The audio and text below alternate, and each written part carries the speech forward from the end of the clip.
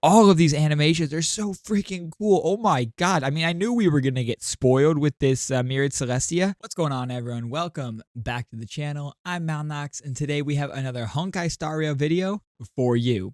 This is a moment I have been waiting for. Today, we finally have the myriad celestia trailer for Acheron. Acheron is right around the corner, and she is a highly anticipated character for I think everyone playing Honkai Star Rail, myself no exception. I have some big plans for Acheron. I have some exciting stuff that I want to do around Acheron coming up soon. So any more information we get on her is just it's just a great day. I'm excited to learn more about her both in this trailer and when she actually releases next week in game. I mean, she's still such a mysterious character. There's so much we don't know about her, and I feel like every new piece of information we get is just crazier than the last. You're not going to want to miss the projects we have coming up, so make sure you subscribe to the channel, like this video if you liked it, and let's dive into Kyoden, a cleave across the transient world. Do you still remember why Izumo forged these blades?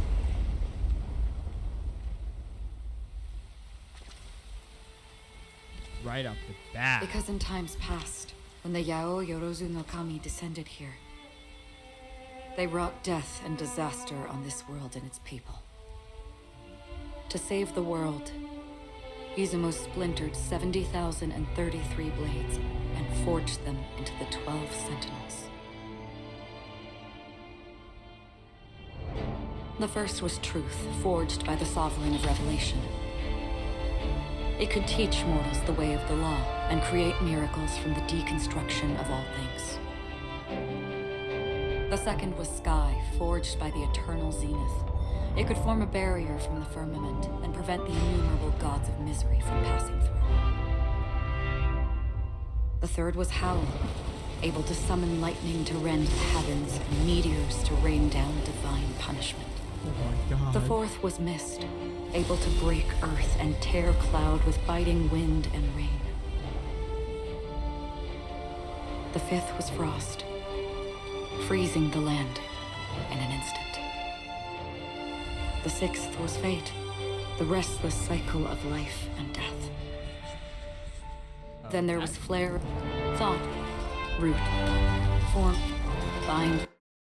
That fate one kind of sounds like Acheron, like between life and death, and it seems like she, has like the duality, and we know that like her ult is kind of like that duality where she kind of changes form during her ult from her normal self to something that looks a little bit more like this, like the monochromatic. This even looks like the same flower that shows up during her ult. There's splashes of red. I wonder if fate is the sword that Acheron holds. Also, all of these animations are so freaking cool. Oh my god. I mean, I knew we were going to get spoiled with this myriad celestia. But the lore that we're getting right now about these 12 blades, it makes me wonder, like, are the rest of these 12 blades, do they exist somewhere within the Honkai Star Rail universe? Do we know any characters that have these blades, or will we meet any characters that have these blades? Are they across different timelines and different realities or different universes? Like, we know that there's like the multiverse of like Honkai Impact, Honkai Star Rail, and Genshin Impact. So like it says a cleave across the transient world up here. Is it across like all of these worlds? Like, is one of these blades that they're talking about now the blade that like Raiden Shogun carries in Genshin Impact? This is so interesting. And death. Then there was flare, thought, root, form, bind, maw. With those sentinels, we seized on tomorrow's expectation, winning victory after victory. I mean, this one kind of looks like it maybe could be the one from Raiden Shogun. I don't think so. This one, though, I guess what made me think of that is, what was this one called? The one that they said could summon lightning from the heavens, able to summon lightning to rend the heavens. Howl. Like, and it's showing like summoning lightning to rend the heavens. It's showing them like killing a serpent. Like that kind of gives me like Raiden Shogun vibes. But I don't know. Let's continue through and see what happens here. All of them were broken. Oh, never mind. They all broke.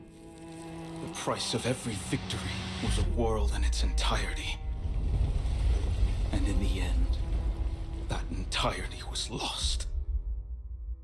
And so Izumo splintered 12 sentinels and forged them into 2 bearers. Okay, never mind. Now there's 2 people. The first Never mind was everything origin. I said. The second was end. Origin and end. The world forged what? 70,047 blades, and only one could save Izumo. But you and I both know the road to salvation does not exist. There is no trace of tomorrow. Resisting the Kamigami, humanity will eventually become Oni. We pawned everything, all for the destruction of 2 worlds. In times past, Takamagahara, upon which the Kami descended, was surely as beautiful as Izumo. So, do you still remember why Izumo forged these blades? So this is talking about where Kami descended. We saw this in the description of the Black Swan and Acheron dance trailer that we got a couple of days ago, the animation. But in the description, it was talking about Takamagahara. It was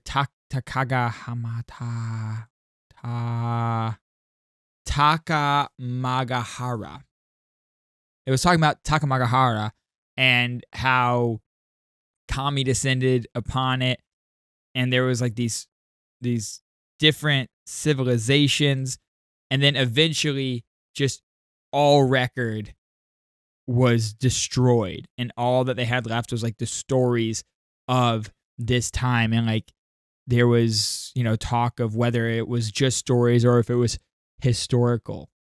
So what we're seeing now is that we're seeing that history that has been like lost to the universe. Also, forget a Genshin anime. Give me this as an anime. Oh my god.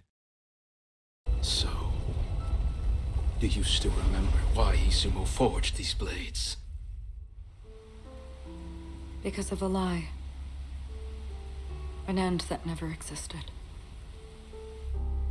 We long since strode into their shadow.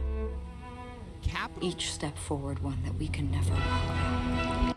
Capital THEIR there. Into their shadow. Who is this? Is there Ix? Because Ix is the Aeon of the Aeon of Nihility. Is nothingness.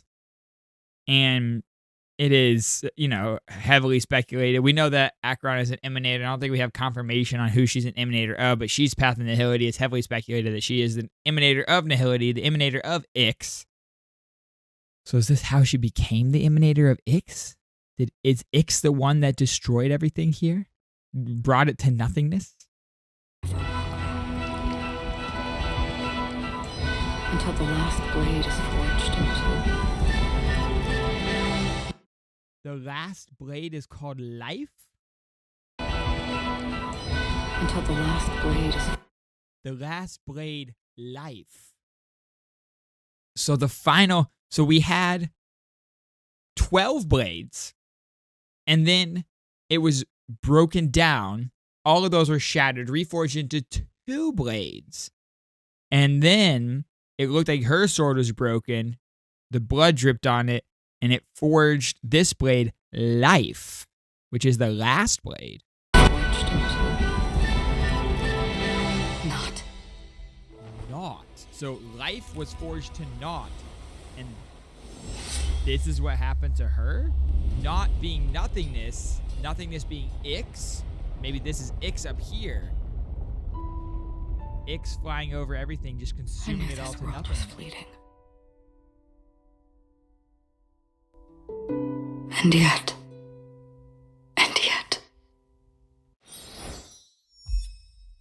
Jeez.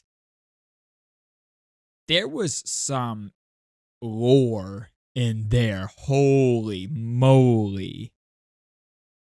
So this scene here, I think this is Ix just coming across and like consuming this world. Everything in this world, consuming it to nothingness. I like how we can see all the different blades coming through here. You can see each of the blades that they talked about before they all get, consumed I knew this into world was fleeting. nothingness. And we said, so the last blade, Life, was forged to naught. So is her blade that she carries in her regular state, is that Life? And then the other one, when she ults, is not.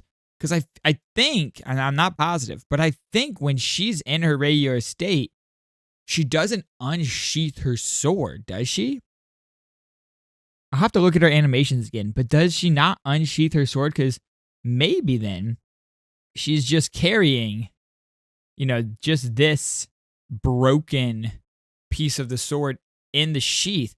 She fights with that, and then when she unsheaths it in her ult, and then blood drips down onto her, she, cries blood down onto it or whatever she does, then it forges itself into naught. So maybe she holds a Life, like the shattered blade of Life, and then when she ults or activates it, she activates it into naught.